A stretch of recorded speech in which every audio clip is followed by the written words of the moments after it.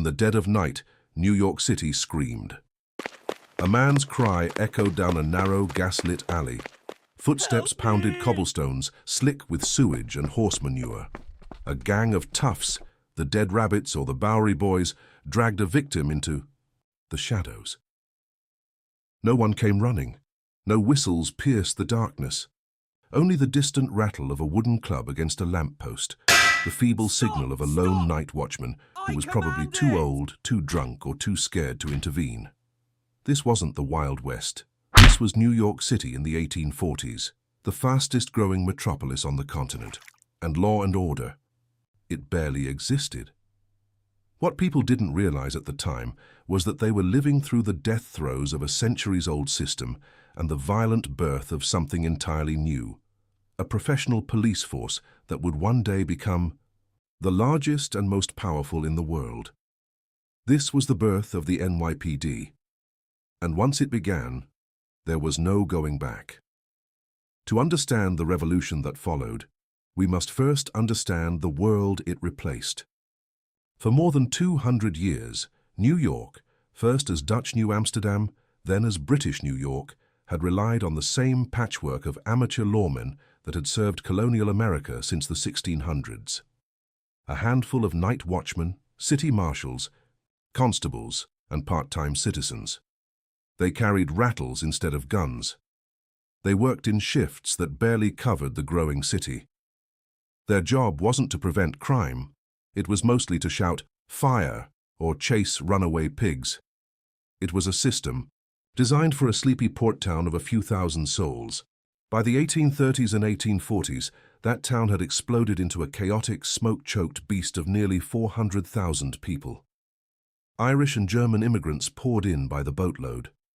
5 Points became the most notorious slum in America, a warren of gang-controlled tenements where murder, robbery, and arson were daily occurrences. Street gangs fought pitched battles in broad daylight. Fires raged unchecked because there was no coordinated response. Politicians looked the other way while Tammany Hall bosses handed out favors. The old night watch was laughably inadequate. One contemporary observer called it a mockery of justice. Watchmen were underpaid, often corrupt, and frequently drunk. Citizens who wanted real protection hired private guards or joined vigilante committees. The city was drowning in crime, and the system meant to save it was sinking right along with it. The infrastructure for total breakdown was perfectly laid out.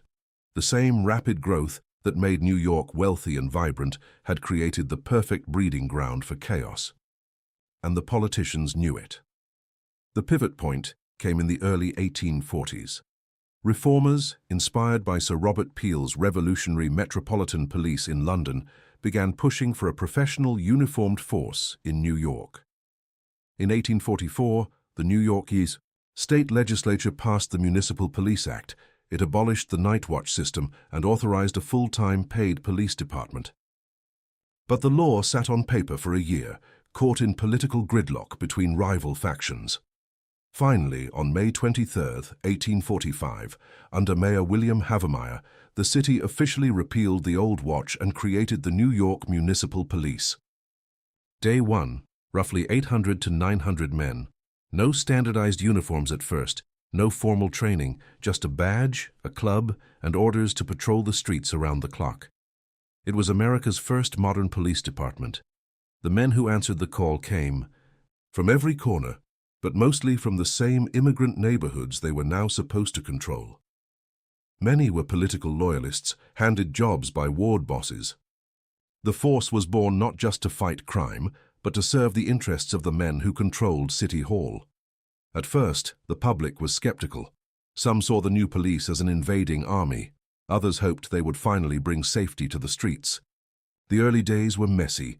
Officers patrolled on foot, learning the beats the hard way. They broke up brawls, hauled drunks to the watch house, and tried to keep order amid the constant roar of a city that never slept. But the honeymoon was short. Within years, the NYPD became deeply entangled with the very political machine it was, supposed to stand apart from. Tammany Hall, the democratic political organization fueled by Irish immigrant votes, saw the police as the perfect tool.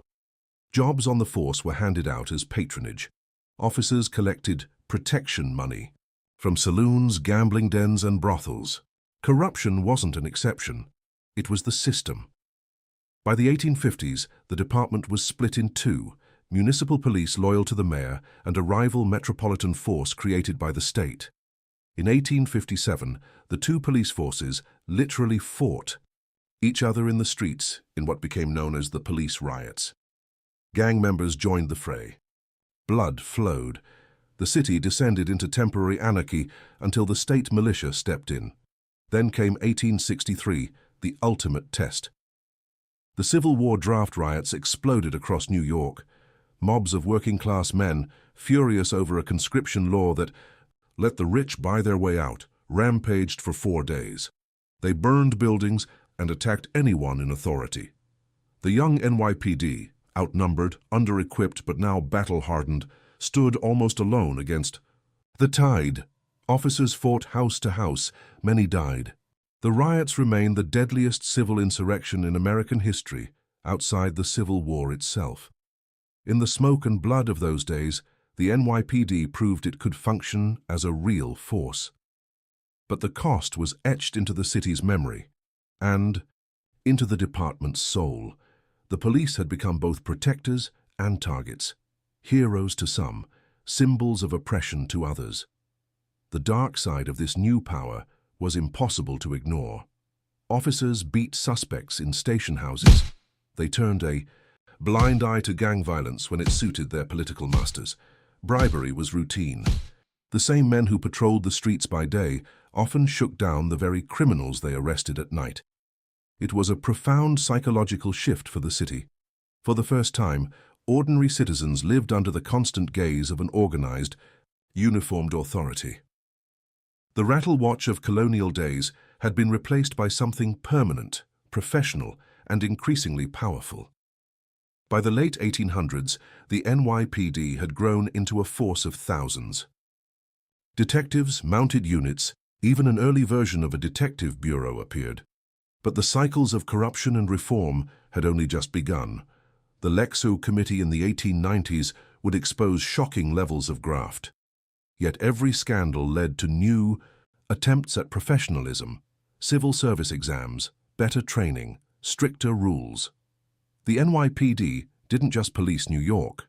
It became the model, for better and worse, for nearly every major American city. Boston, Chicago, Philadelphia. They all watched and copied.